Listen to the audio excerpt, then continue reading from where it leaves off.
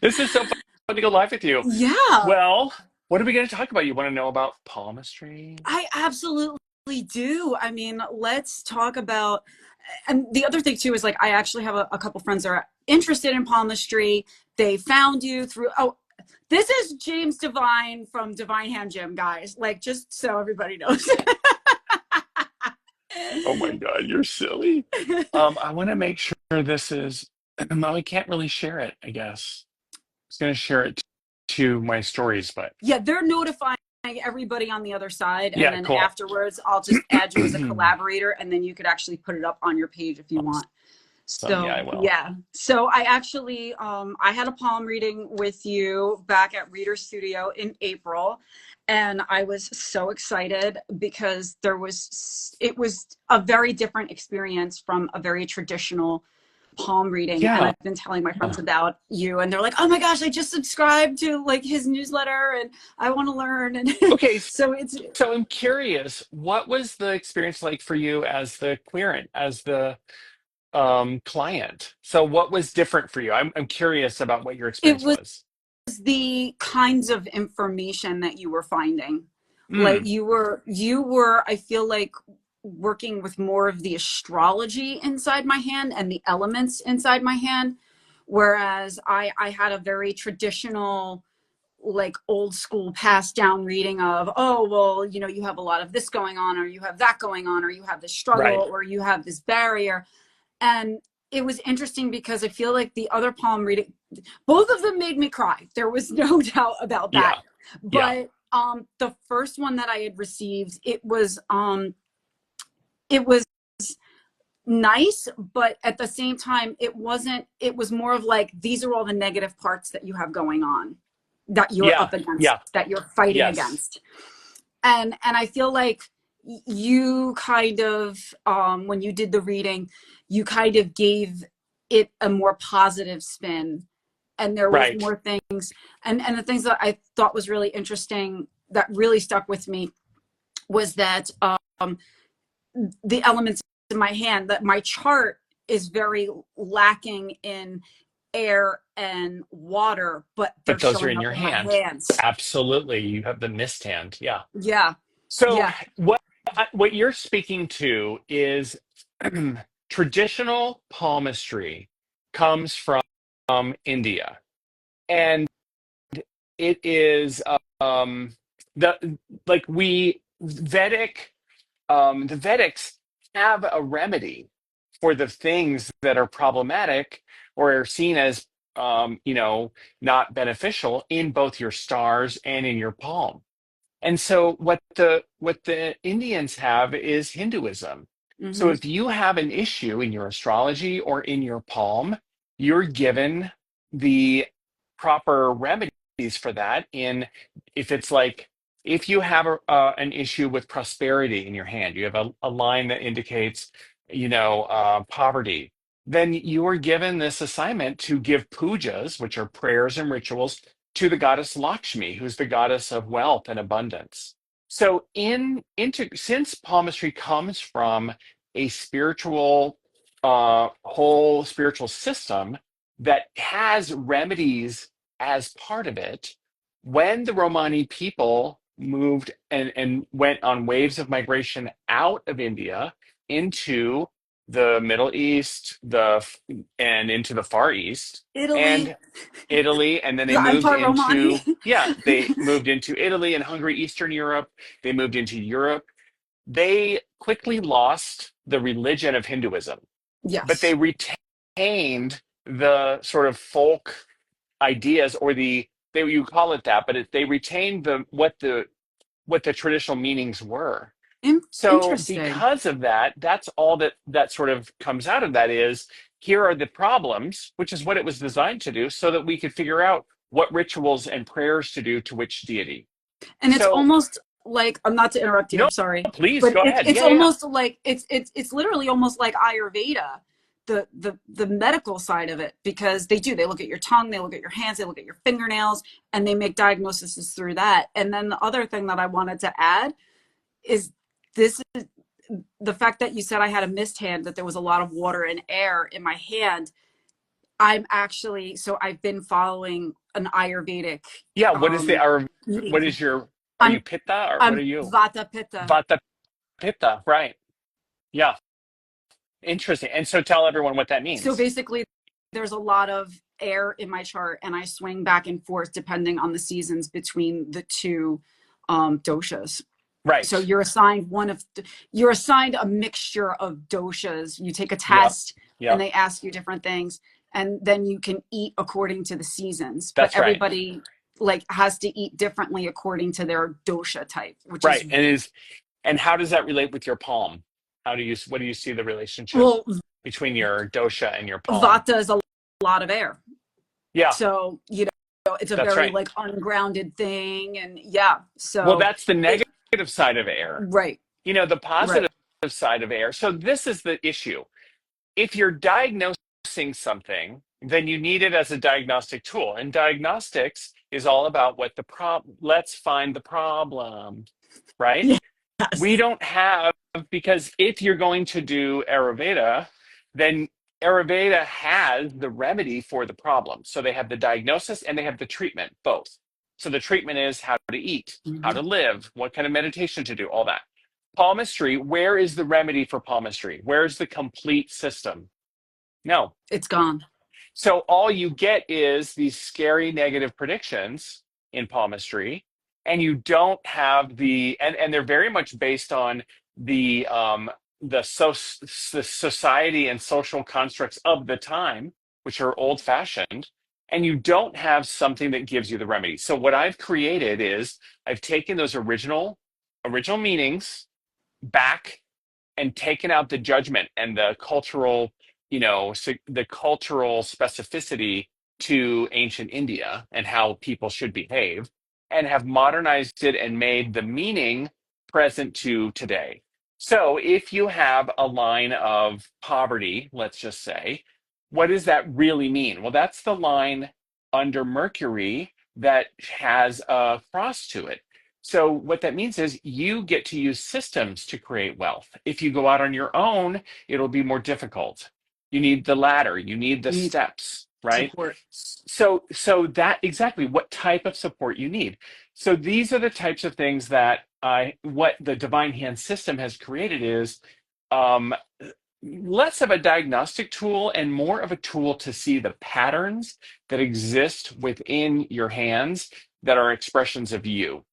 So that's what makes it, radically a radically different system.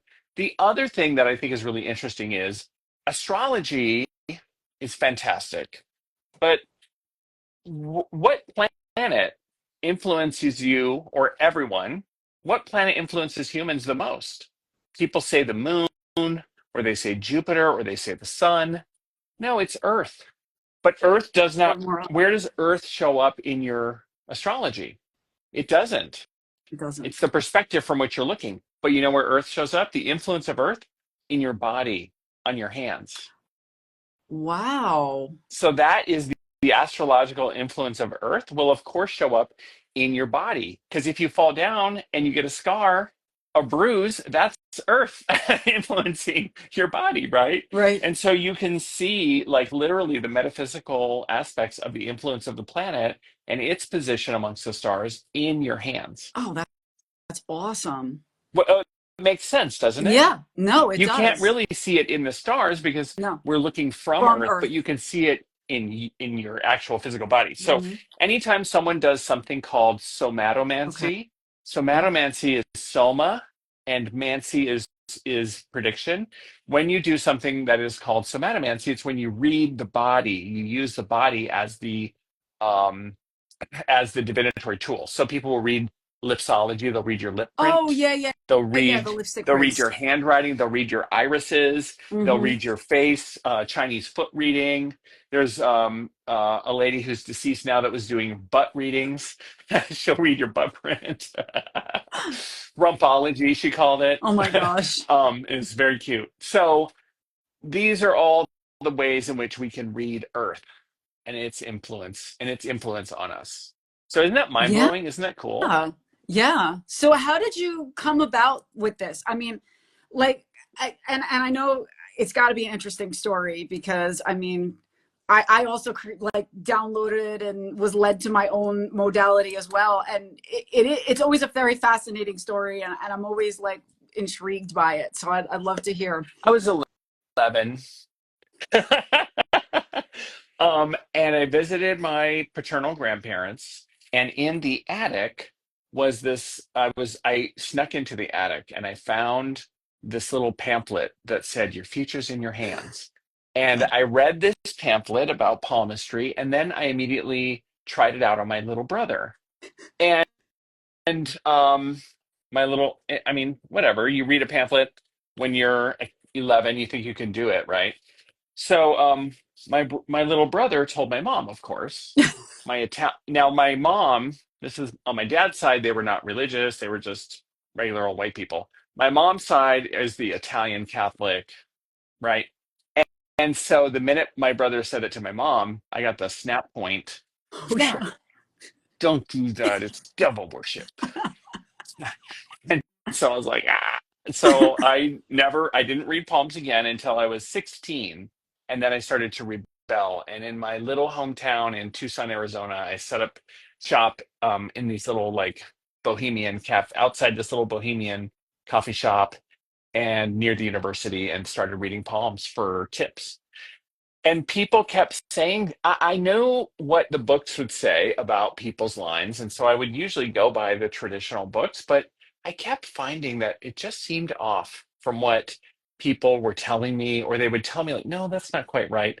And when I started realizing I need to get underneath, I mean, I'm 16, so 16, 17, 18, I need to get underneath these meanings and understand, you know, what they really mean. So I, over time, I just started studying. And then when I started studying Western mystical traditions and started studying the elements and energy and all the correspondences and astrology, everything, stuff started to really fall into place. And I created the Divine Hand Method. So that's awesome. that's kind of the story. That's awesome. And then I'd love for you to share. I kind of know it because I took the course, so I will leave that one I as a love it. side note. So I know No, the it's story fine. already, I have but lots of courses.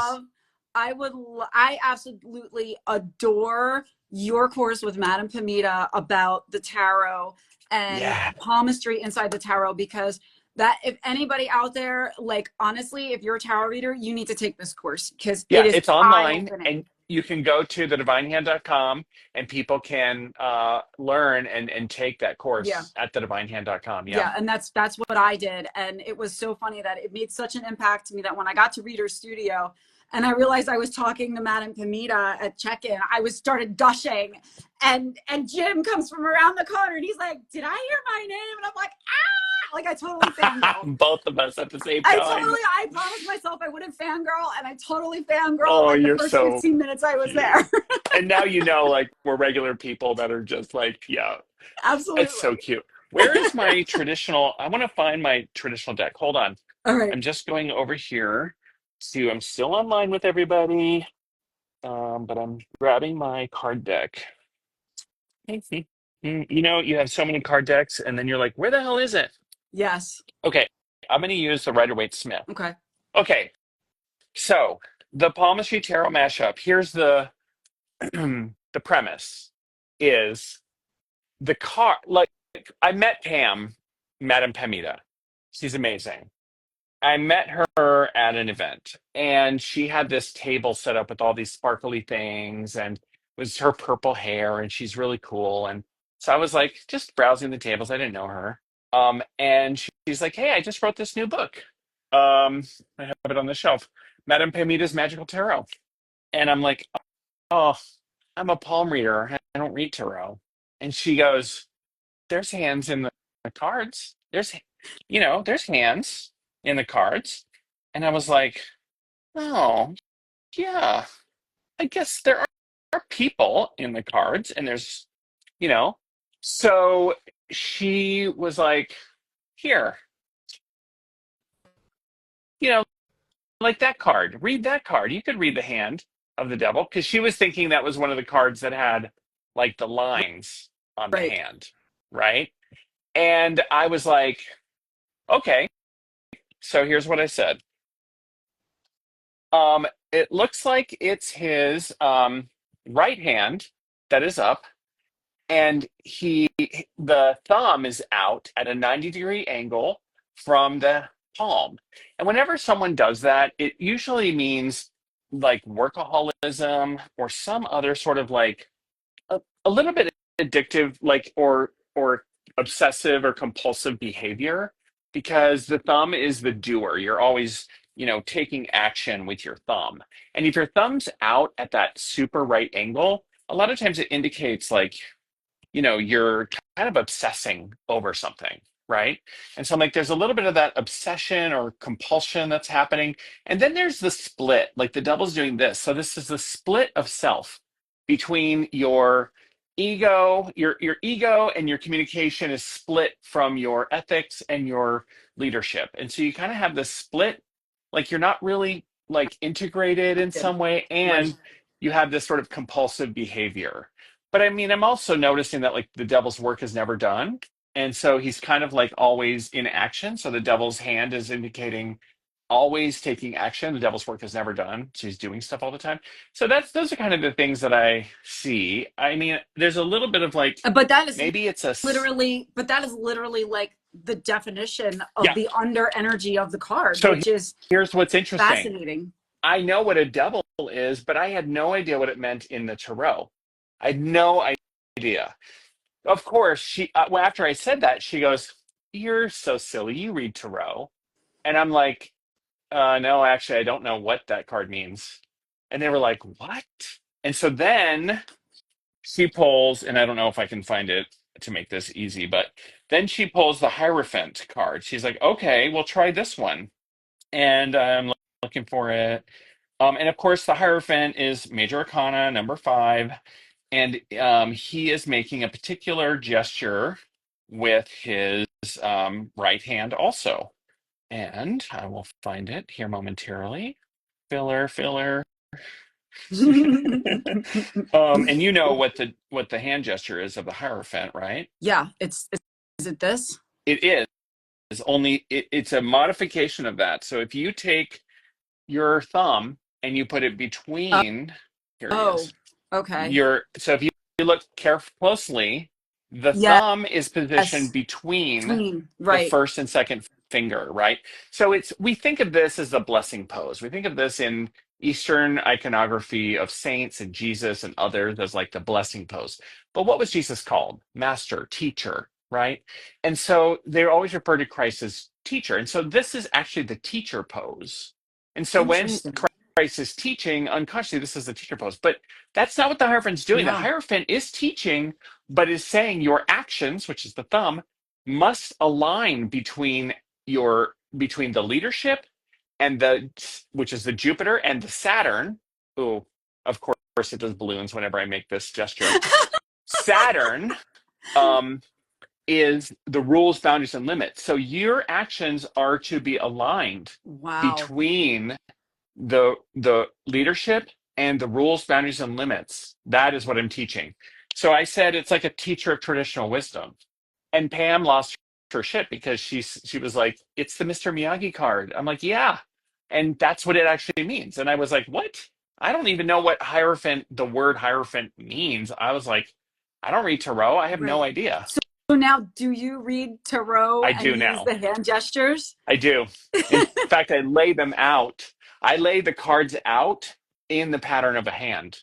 So I'm like, here's the Jupiter of the situation, here's the Saturn of the situation, here's the Sun of the situation. So I have them all lined up like that, and it's amazing to do that for people. Yeah. Definitely. Definitely. So if you take that course, So we go do, through. Oh, go ahead. Go so do ahead. you read tarot from a palmistry I perspective? So is it almost read like, tarot. I read tarot from more of a I don't necessarily incorporate the palmistry in my tarot readings, but the way that I read is this is a pattern, right? So if you got like, okay, if I did a 3 card reading and in your past was the Ace of Cups. Well, the pattern is you have this primary element of water and emotion and compassion where you're coming from, right? So I'm going to read it as a pattern of like, this pattern can repeat itself. It's sort of holographic. You might be experiencing all of these three cards at the same time, right? So I look at them not as a prediction, but as a pattern. I get that. So it's a great way to sort of read is Hmm. patterns instead of predictions. Yeah, and I mean, and I I I I read from want to that say, perspective too. Like yeah, I want to I say, read the energy when I get to a yeah. certain point.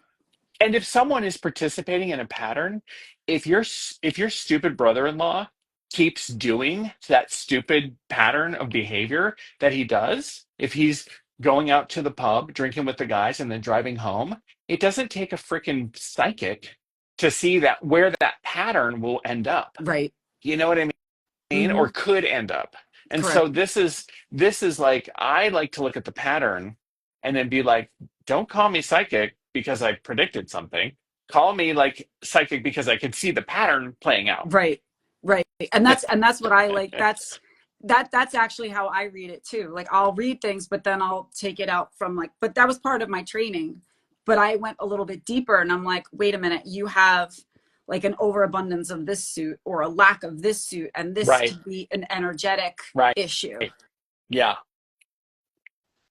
I love seeing the patterns of what suit shows up. And Yes. then you can sort of be like, well, this is really about the earth. It's a lot of pentacles. This is a very earthy reading. It's about the tangible. It's about what's real.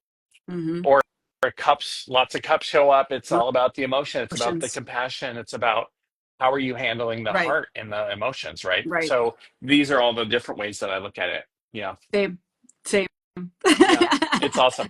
I love readings that are that way because it gives the querent agency around like you know, if I tell someone that oh, this Ace of Cups means, you're going to be completely happy in love and everything emotional is going to be wonderful. An overflowing of positive emotions. That's a prediction. And when that does or doesn't come true, the person is going to be like, what the hell, Hmm. right? But if I show this as like, hey, reflect on this abundance of emotions, pure emotional energy, this like being in your compassion, being in your heart, coming from your emotional state, that gives you agency to be like, oh right, I was kind of emotional with my kid the other day, and I did keep myself from experiencing overwhelming joy when I got that promotion because I was afraid other people would pull me down or whatever. Oh, interesting how this is a thing, right? Yeah. And And so reading whatever is relevant and will come up. also doing a reading like that with someone, because that's literally how I read as well.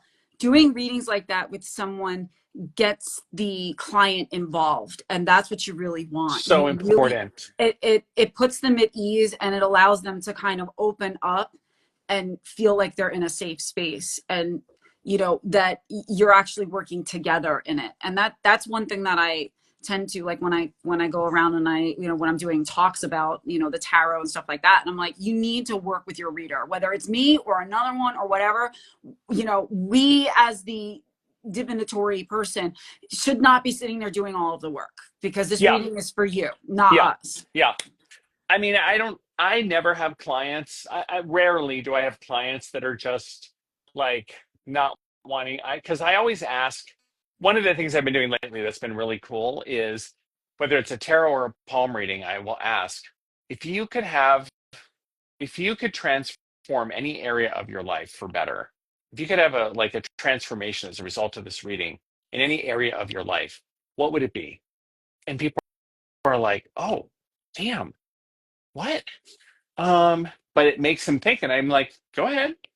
What would it be?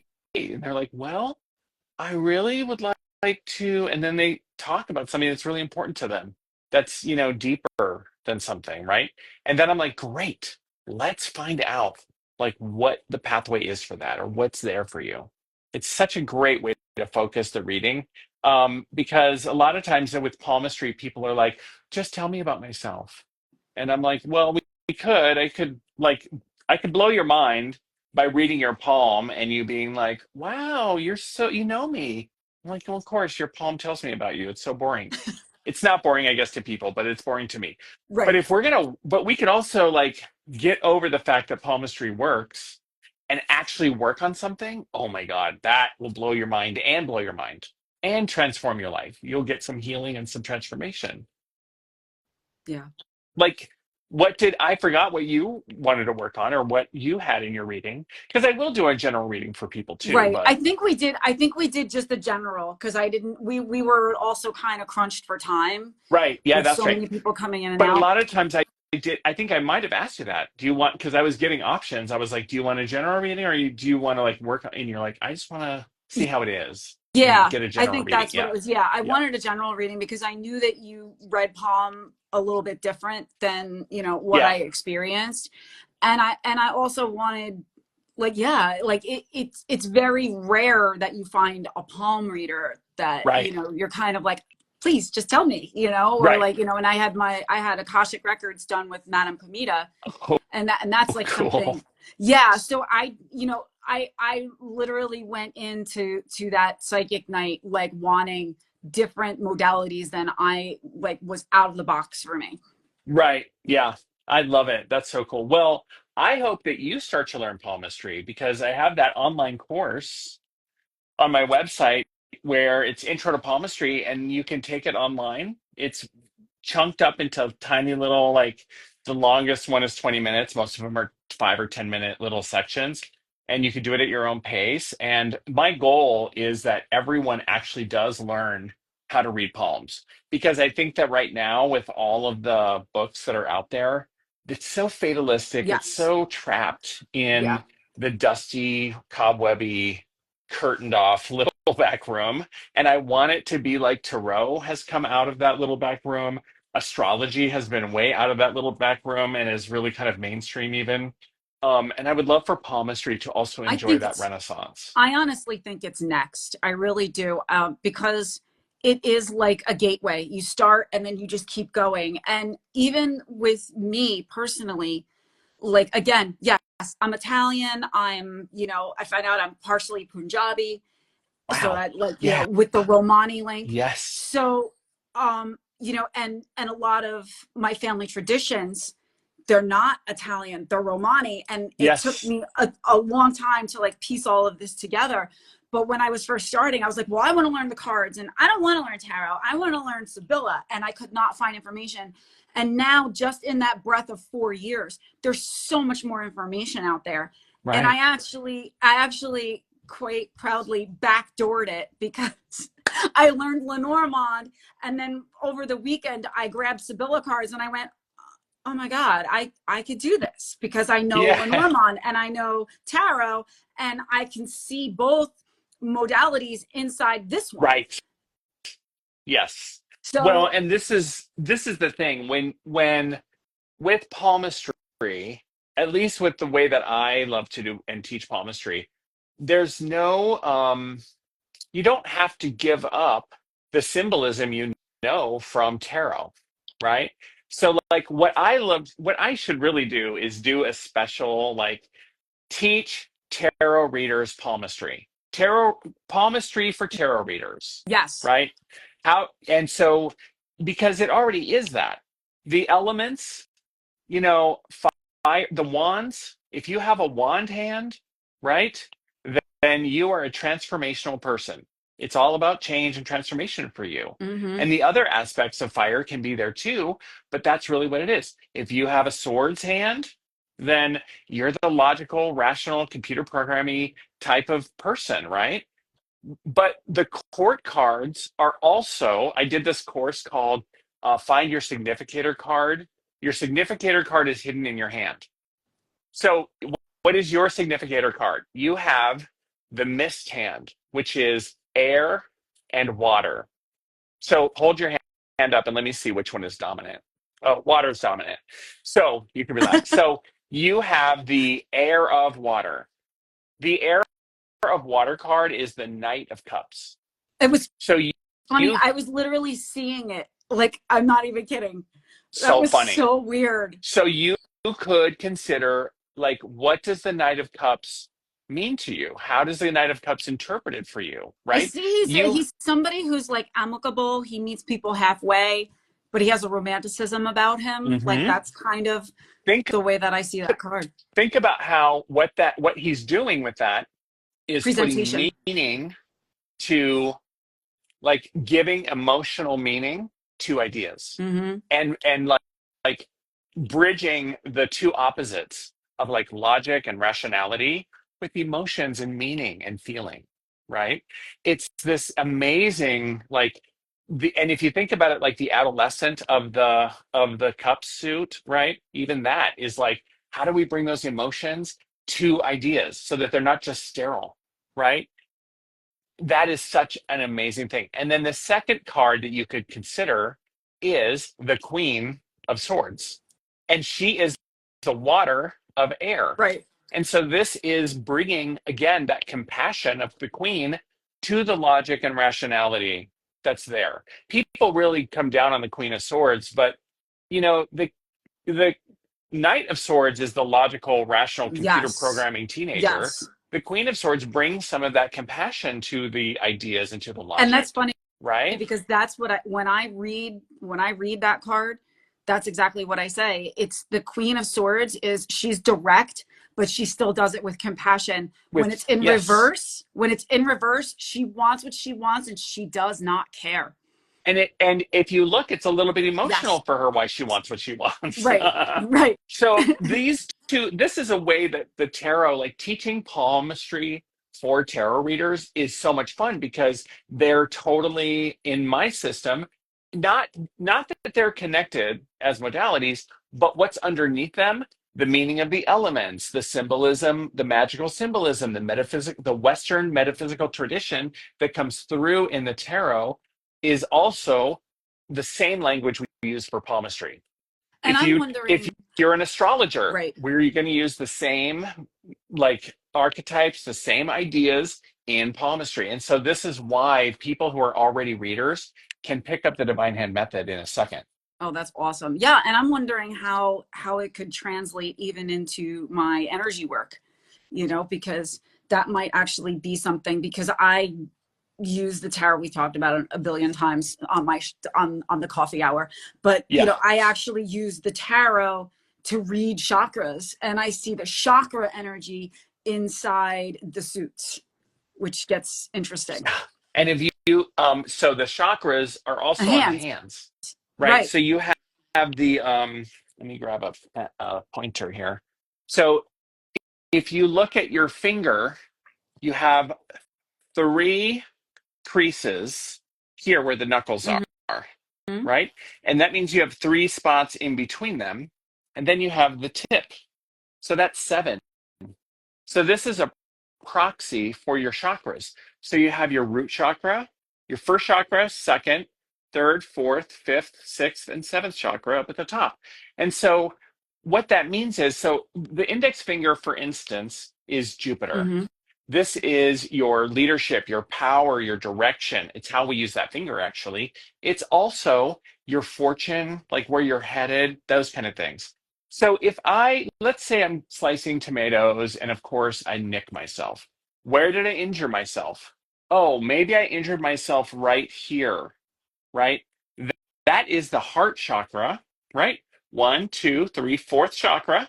It's the heart chakra on my left hand, which is my personal life, my heart chakra in my personal life in leadership and agency, power and fortune. So I would be like, what is going on? That's where I nicked myself, in my heart chakra, in my personal life, in my sense of agency, and my sense of my Jupiterian sort of thing. I would look at that and be like, damn, Now how you're does that freaking relate me with out what's because going I got on? I got a little nick right there on my finger. Okay, so this is your connection. Is this your right or left hand?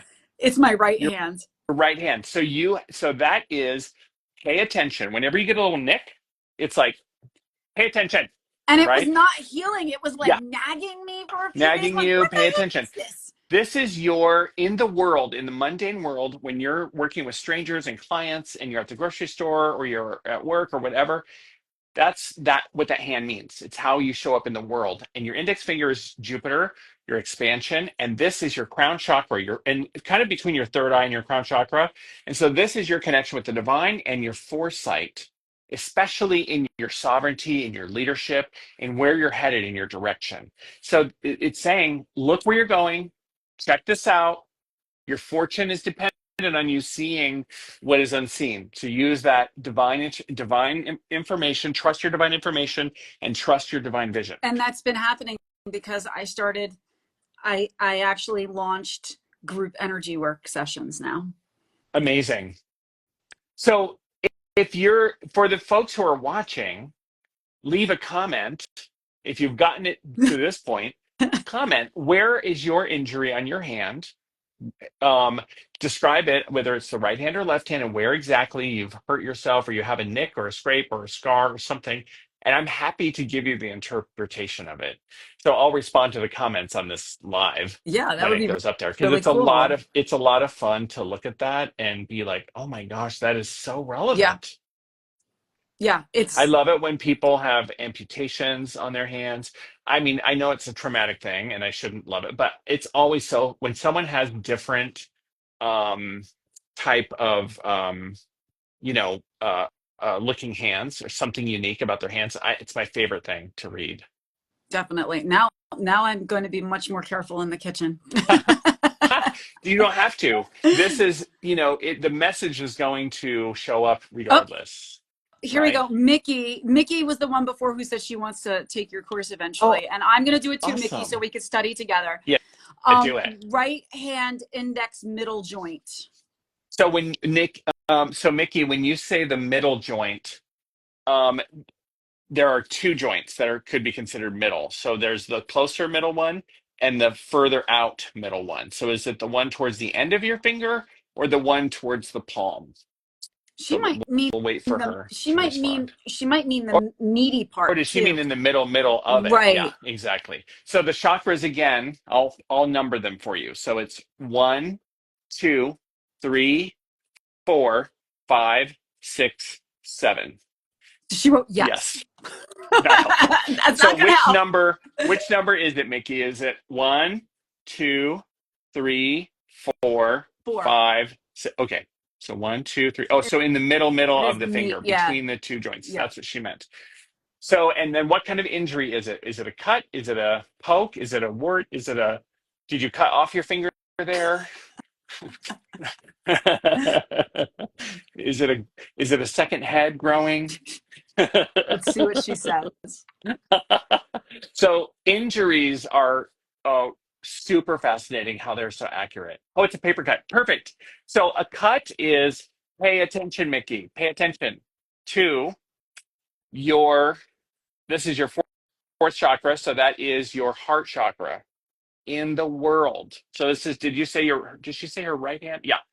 Right hand. So pay attention to your heart as you're doing your work in the world, especially with regards to success and your power and your agency. What sort of things are you giving up? What sort of power and agency are you giving up in your work, that you need to recapture, that you deserve to own again? And it's about serving that heart of like, what are you really doing? What is this really for? Who are you serving? How is this really, you know, um, lifting your heart and fulfilling you? That's that overall meaning. So we'll see if she's like, that is total BS, or oh, that was kind of accurate. So now I'm curious. So is each finger represent a chakra? Is that how you're doing No, it? so every finger has the chakras, but Okay. each finger has a meaning. And the meanings are easy because it's however you use your finger is what it means. The index finger we use to point and direct and to lead and to follow. This is Jupiter. The middle finger we use to let people know when they have violated rules, boundaries, and limits, right? Right. We use the middle finger to tell them, and that's Saturn, right? Rules, boundaries, limits. The ring finger is where we adorn ourselves. This is where, oh, wait, I want to see what Mickey Yes. says. Cool. Yes, my time sacrifice for others that takes away from what I feel I need to do. 100%. So, Mickey, the remedy for you is center on your heart, which is really like you need to be in this sort of like place of tough love and compassion and like allowing people to have their own experience by not doing for them what they can do themselves.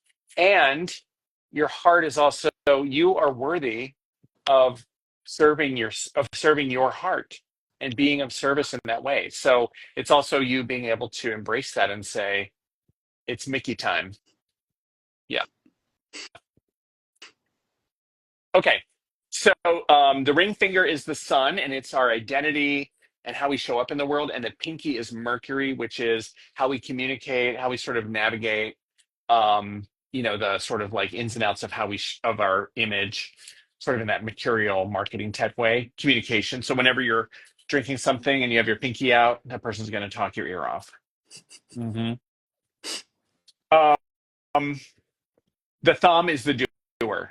And so if you're going to grab something, if you're going to Right. do You anything, always you're going to need use it. your thumb. Yeah. Right. And this is Venus. I'm sorry, Venus and Mars together, because Venus and Mars create action, desire and motivation and will That's create cool. action.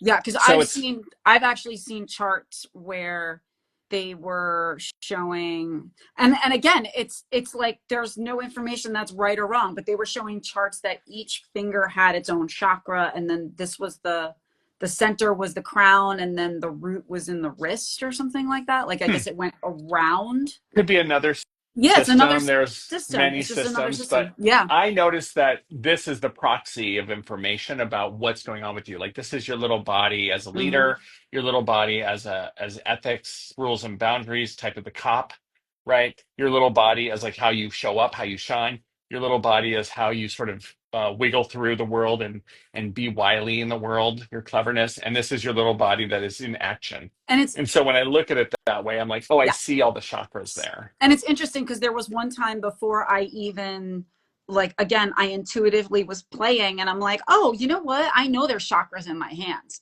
Like that's a given. And, having training in Reiki, I could feel them activate. I was like, oh, Yep.